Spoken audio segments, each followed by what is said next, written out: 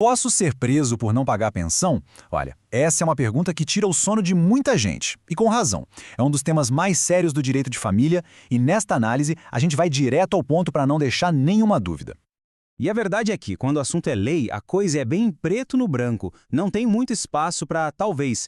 A legislação brasileira é bem direta. Então, vamos lá. Sim, a resposta é essa, direta e reta. A dívida por pensão alimentícia é uma das pouquíssimas, raríssimas exceções do Brasil que pode, sim, levar uma pessoa para a prisão. Uma prisão civil, claro, mas ainda assim, prisão. Tá, mas por quê? Por que é uma consequência tão pesada para uma dívida?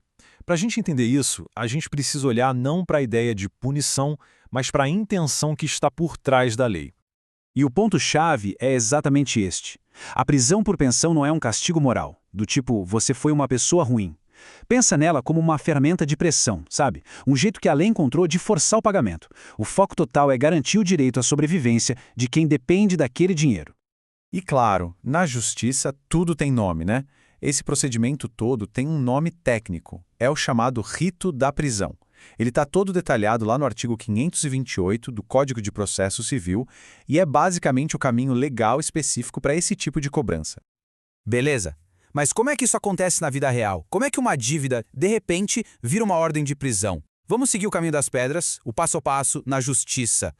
Então, geralmente, tudo começa quando a pessoa que recebe a pensão entra com uma ação para cobrar as 3 últimas parcelas atrasadas. A partir daí, o juiz manda um aviso oficial, uma intimação para o devedor. Essa pessoa tem um prazo para pagar tudo ou para apresentar uma justificativa muito, mas muito boa e com provas do porquê não pagou. Se não fizer nenhuma coisa nem outra, aí sim, o juiz pode decretar a prisão.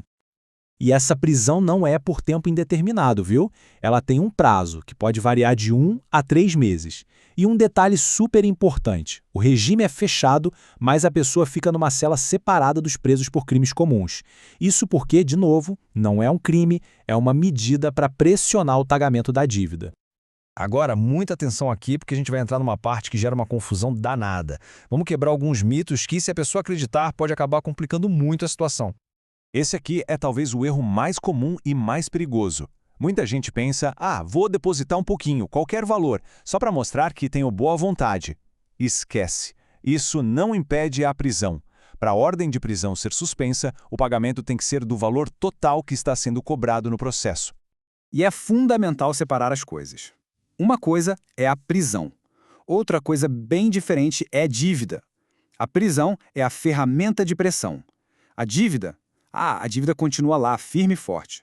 Ficar preso por 1, 2 ou 3 meses não apaga 1 centavo do que se deve. Pelo contrário, a dívida continua crescendo com juros e correção. Ok, a gente já entendeu que o cenário é sério. Então a pergunta de $1 milhão é, como evitar chegar nesse ponto? A boa notícia é que o caminho para se regularizar é bem claro. A prevenção é sempre o melhor remédio. O ideal, claro, é manter os pagamentos em dia. Mas a gente sabe que a vida dá voltas, a situação financeira pode mudar. Se isso acontecer, a atitude correta não é simplesmente parar de pagar, é procurar a justiça para readequar o valor com uma ação revisional. O segredo é agir rápido, antes que a dívida vire uma bola de neve.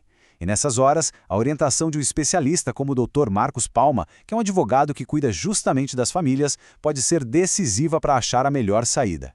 E tudo isso faz a gente pensar, né? A lei é tão dura porque está protegendo um direito fundamental, que é o sustento de uma pessoa, mas, ao mesmo tempo, fica uma questão bem complexa no ar. Como é que o sistema de justiça consegue equilibrar de um jeito justo essa necessidade de garantir o sustento com a real capacidade de pagamento de quem deve? É uma balança delicada, sem dúvida. Fica aí a reflexão.